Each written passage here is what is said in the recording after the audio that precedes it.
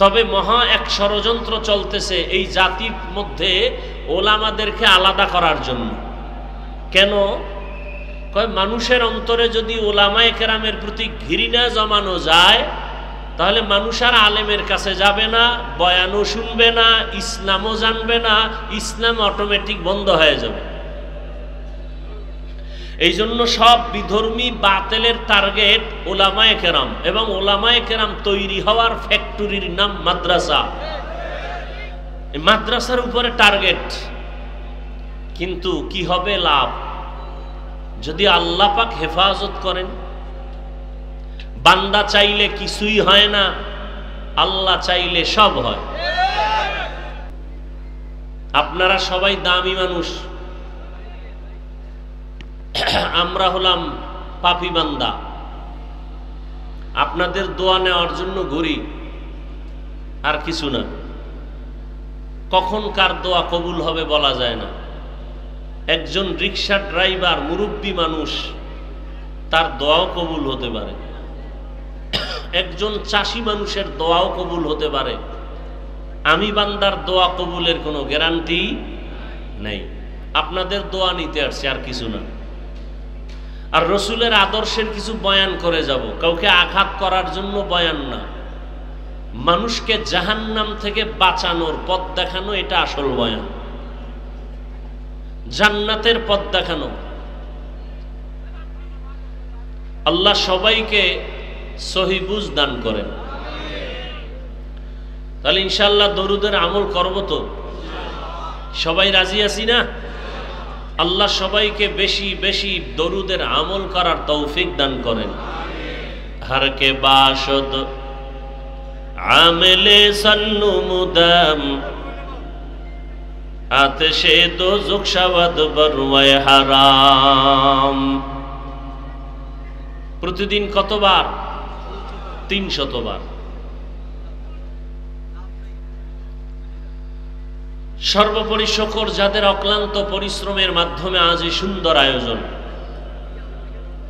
সময়, পরামর্শ, অর্থ দিয়ে দোয়া করে উপস্থিত হয়ে মাইক, লাইট, প্যান্ডেলের ব্যবস্থাপনার মাধ্যমে সার্বিক সহযোগিতা যারা করেছেন প্রত্যেককেই আল্লাহ রাব্বুল আলামিনের খেদমতের বরকতে দুনিয়াতে শান্তি, পরকালে মুক্তির ব্যবস্থা করে দিন। হযরত উলামায়ে কেরাম এখানে কোরআন সুন্নাহ ভিত্তিক দিক নির্দেশনামূলক আলোচনা রেখেছেন। অনেক দামি দামি উলামায়ে কেরাম এখানে বয়ান করেছেন। উজানি মাদ্রাসার নাজেমে তালিমাত, শিক্ষা সচিব শেখুল হাদিস আল্লামা আব্দুর রহমান দামাত বারাকাতুহুম, আল্লামা শাহ ইলিয়াস সিদ্দিকী জমিরি দামাত বারাকাতুহুম সহ অনেক উলামায়ে কেরাম এখানে বয়ান করেছেন। উলামায়ে কেরামের কথাগুলো আমাদের সকলকে সহি তরিকায় আমল করার তৌফিক দান করেন। উলামায়ে কেরামের ইজ্জতকে আল্লাহ বেশি বেশি বাড়ায় দেন। উলামায়ে কেরামের ইজ্জতকে নষ্ট করার পেছনে যারা ষড়যন্ত্র করে আল্লাহ এদের হেদায়াত দান করেন। বর্তমানে উলামায়ে কেরামের বিরুদ্ধে আচরণ যারা করে এরা রসুলের দুশমন, এরা ইসলামের দুশমন, এরা মা বাবার অভিশপ্ত সন্তান। মা বাবার ভালো সন্তান কখনো আলেম ওলামার পেছনে লাগে না। এ কথাটা কেন বললাম? কিয়ামত পর্যন্ত আর কোনোদিন কালেমার দাওয়াত নিয়ে জমিনে রসুল আসবেন না। আসবেন কি? জলম বরুরাতে নবীজি আসবেন দাওয়াত নিয়ে? কিয়ামত পর্যন্ত আবু বকর, ওমর, ওসমান, আলী রাদিয়াল্লাহু আনহুম আসবেন? ভালো করে খেয়াল করেন, কিয়ামত পর্যন্ত জমিনে ইমামে আজম আবু হানিফা, ইমাম শাফিঈ, ইমাম মালিক, ইমাম আহমদ বিন হাম্বল আসবেন। কিয়ামত পর্যন্ত এই জাতিকে জান্নাতের পথ দেখাবার জন্য ইমাম বুখারী আসবেন না, ইমাম মুসলিম আসবেন না। কিয়ামত পর্যন্ত এই জাতিকে জান্নাতের পথ দেখাবে একমাত্র, শুধুমাত্র, কেবলমাত্র উলামায়ে আহলে হক। উলামায়ে আহলে হক। উলামা বললেও দৌড় দেওয়া যাবে না, কারণ ওলামা তো সব দলে আছে। দুনিয়ার লাইনে আমগো ওলামা অনেক দল। আওয়ামী লীগে ওলামা আছে না নাই? বিএমপির মধ্যে ওলামা আছে না নাই? আছে, ওলামা লীগ, ওলামা দল, কিন্তু রসুলের আইনে, রসুলের আদর্শে ওলামা দুই দল। ওলামা কয় দল? এক দল হক আর এক দল বাতিল। এক দল হক আর এক দল বাতিল। কিয়ামত পর্যন্ত মানুষকে জান্নাতের পথ দেখাবে উলামায়ে, আর কেউ দেখাবার কোনো রাস্তা নাই। কারণ নবীজি আসবেন না, সাহাবায়ে কেরাম আসবেন না, আউলিয়ায়ে কেরামরাও আসবেন, বড় পীর আব্দুল কাদের জিলানী, খাজা মাইনুদ্দিন চিশতি আসবেন? আসবেন না। তো কিয়ামত পর্যন্ত এই জাতিকে জান্নাতের পথ দেখাবেন কোরআন সুন্নাহর আলোকে উলামায়ে আহলে হক। আল্লাহ বুঝার তৌফিক দান করেন।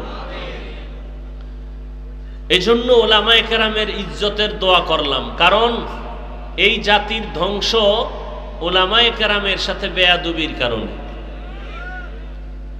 যেই উম্মত নবীর সাথে বেয়াদবি করে উম্মতের ধ্বংস অনিবার্য। যেই সন্তান পিতামাতার সাথে বেয়াদবি করবে সন্তানের ধ্বংস অনিবার্য।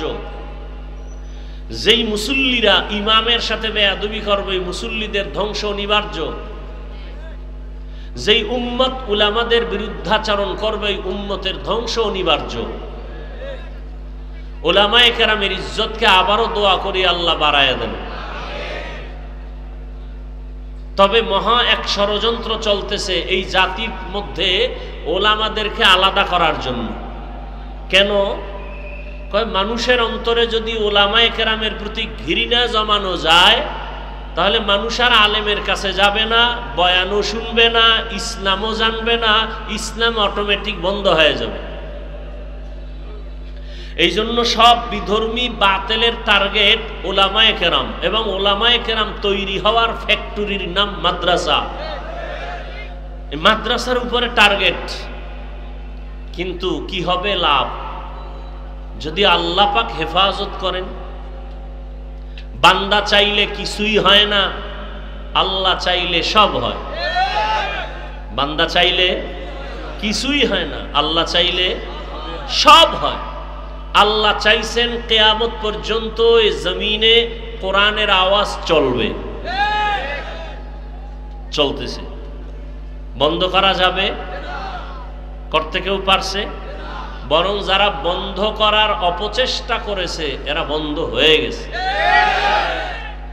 নমরুদ চাইছিল ইব্রাহিম দুনিয়াতে আসবে না, আল্লাহ চাইলেন আমার সিদ্ধান্ত আসবে এবং তোর নাকের ডগায় পাঠাইয়া তোরে পিটাইয়া সাইজ কইরা ইব্রাহিমকে প্রতিষ্ঠিত করব। ফেরাউন চাইছিল মুসা নামের বান্দা আসতে পারবে না, আল্লাহ চাইছেন মুসা তো আসবেই, তোর ঘরে রাইখা তোর টাকা দিয়া খাওয়াইয়া বড় বানাইয়া তোর গালে থাপ্পড় লাগায় তোকে সাইজ করব। ব্রিটিশ বেঈমানেরা চাইছিল ভারতের জমিনে ইসলামের আলো জ্বলবে না, হাজারো হাজারো মাদ্রাসা বন্ধ, হাজার হাজার আলেমকে ফাঁসি দিয়া গাছের সাথে লাশ ঝুলাই দিয়েছে। আল্লাহ কি চাইছেন? আল্লাহ চাইছেন শুধু ইসলামের আলো ভারতে জ্বলবে এটা না, পৃথিবীতে যত জায়গায় ইসলামের আলো জ্বলবে তার পাওয়ার হাউস হবে ভারতে। কোথায়? কোথায়? ভারতে কোথায়? দেওবন্দ। আমি কওমি মাদ্রাসার তাজা সন্তান, খুব খেয়াল করবেন।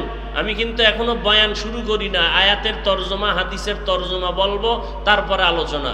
2-3 মিনিট শুধু ভূমিকা একটু খেয়াল করবেন। আমি কওমি মাদ্রাসার তাজা সন্তান। আমার আদর্শ এটা না যে আমি কওমিতে পড়ি এটাই জান্নাত পাবে, আলিয়ায় পড়লে পাবে না, এটা মুমিনের আদর্শ হতে পারে না। আমি অলিয়া উলিয়ার ভক্ত না, আমি খাঁটি পীরের মুরিদ। অতএব আমি পীর মুরিদির বিরুদ্ধে বয়ান করব, এটা মুমিনের আদর্শ হতে পারে না। যারা পীর মুরিদির লাইনে নাই তাদেরকেও আমরা হিংসা করব, এটাও মুমিনের আদর্শ হতে পারে না। আমি দাওয়াত ও তাবলীগের লাইনের সন্তান। যারা দাওয়াত ও তাবলীগের লাইনে যায় না তাদেরকে আমরা হিংসা করব, এটা মুমিনের আদর্শ না। অতএব কেউ মনে মনে ভাববেন না যে আমি কাউকে আঘাত করে আমারটাই হাইলাইটস করে বয়ান করব না। এই টেনশন অন্তর থেকে দূর করে দেন। বয়ান হবে কালেমার পতাকার আলোকে। আপনি মুসলমান, বলে হ্যাঁ আমিও মুসলমান। আপনি আমি এক, বেঈমান আলাদা। কেন আলাদা করেন, ভাগ করেন? এখানে যারা আপনারা আছেন সবাই মুসলমান কিনা? আপনাদের আল্লাহ এক না দুই? আমার আল্লাহ দুই। সবাই বুঝেন, আপনাদের আল্লাহ আমার আল্লাহ, আপনাদের নবী আমার নবী, আপনাদের কোরআন আমার কোরআন, আপনাদের কাবা আমার কাবা, আপনাদের কালেমা আমার কালেমা, আমার আপনার ধর্ম। দুনিয়াতে আসছি সিস্টেম। শুধু জলম এলাকার মানুষ আসার সময় দুনিয়াতে লঙ্গি পরে আসছিল না? সবার সিস্টেম এক। বিদায়বেলা কাফন হবে কয়টা? কাফন হবে পুরুষের 3টা, মহিলাদের 5 কাফন। কালার হবে আলাদা। বলেন, আমি বক্তা হিসেবে আমার কাফন একটা বাড়বে। গরিব রিক্সা ড্রাইভার মরে গেলে একটা কাফন কম, তাহলে কাফনের সংখ্যাও এক, কালার আলাদা। আমাদের কওমিওয়ালাদের কাফনের কালার একরকম, যারা কওমিতে নাই তাদের কালার আর এক রকম। কালার কি? কি কালার? জোরে বলেন। সবার কালারও এক। তো কালার নিয়েও ঝগড়া চলে না? চলে না। সবার কাফনের কালার এক। কবরের সাইজ আলাদা না? কবরের সাইজও এক। কবরে চাপা দেওয়ার পরে প্রশ্ন হবে কয়টা? আমার প্রশ্ন একরকম, আপনারটা আর এক রকম না? সব এক। রবের পরিচয় দাও, ধর্মের পরিচয় দাও, রহমাতুল্লিল আলামিনের পরিচয়। তাহলে আপনার আমার আল্লাহ এক, নবী এক, কোরআন এক, কাবা এক, ধর্ম এক, কালেমা এক, ইসলাম এক, নবী এক, আশা এক, বিদায় বেলা এক, কাফন এক, কালার এক, কবর এক, প্রশ্ন এক। দ্বন্দ্ব কেন? দ্বন্দ্ব কেন? একমাত্র কারণ আল্লাহর ভয় নাই, জান্নাতে যাওয়ার চিন্তা নেই। জান্নাতে যাওয়ার যদি চিন্তা থাকে, সে অন্যের সাথে যাই করুক, অন্তত কালেমাওয়ালা মুসলমানকে হিংসা করে দূরে সরাবে না। রসুলের দিল কত বড়, আপনার দিল ছোট কেন? আপনি রসুলের বড় আসে। হ্যাঁ, রসুলের কাছে কাফের আসতো না? আসতো না? নবীজির কাছে মুশরিক আসতো কি আসতো না? অগ্নি পূজারী, মূর্তি পূজারী রসুলের কাছে আসতেন না? আসতো না? রসুল কি লাথি মেরে তাড়ায় দিছেন? গালি দিছেন? তাহলে আপনি কি মনে করেন? আপনার বাড়িতে যদি মনে করেন কোনো হিন্দুও আসে, রসুলের আদর্শ কি? একটু পানি দিয়া মেহমানদারি করাও, তোমার এই আদবের মেহমানদারিতে ও মুগ্ধ হয়ে যেন কালেমার দিকে আগায় যায়। আপনার আচরণটা তো এমন হওয়া উচিত। আপনি তাড়ায়া দেন কেন? লাথি মারা সহজ, বুকে টেনে আলিঙ্গন করা বড় কঠিন।